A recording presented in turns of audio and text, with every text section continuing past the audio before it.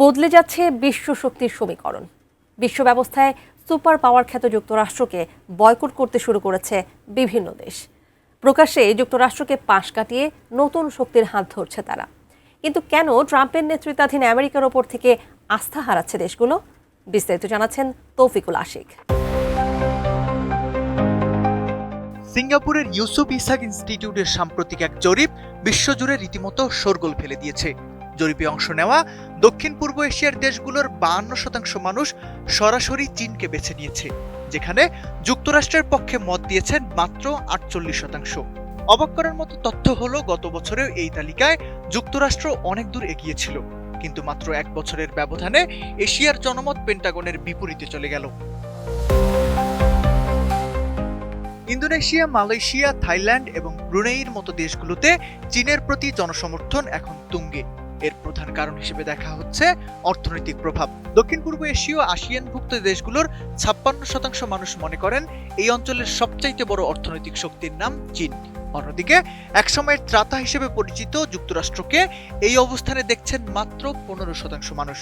অর্থাৎ বাণিজ্যের ময়দানে বেইজিং এখন ওয়াশিংটনের ধরাছোঁয়ার বাইরে।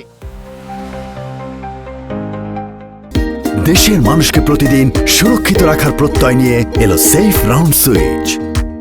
জরিপে অংশগ্রহণকারী 51%-এর বেশি মানুষ বর্তমান বৈশ্বিক ও ভূরাজনৈতিক অস্থিরতার জন্য সরাসরি ডোনাল্ড ট্রাম্পের নেতৃত্বাধীন যুক্তরাষ্ট্রকে দায়ী করছেন।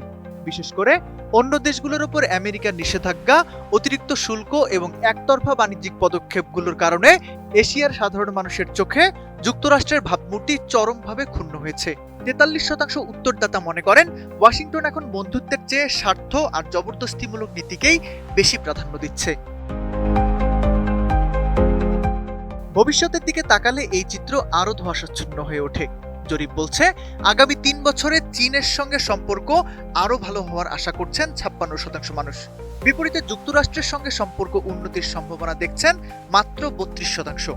গবেষক দলের জোয়ান লিন বলছেন এটি কেবল যুক্তরাষ্ট্র থেকে সরে যাওয়া নয়, বরং ওয়াশিংটনের ভূমিকা নিয়ে এশিয়ার দেশগুলোর মধ্যে একটি অত্যন্ত সতর্ক ও নেতিবাচক দৃষ্টিভঙ্গি তৈরি হয়েছে।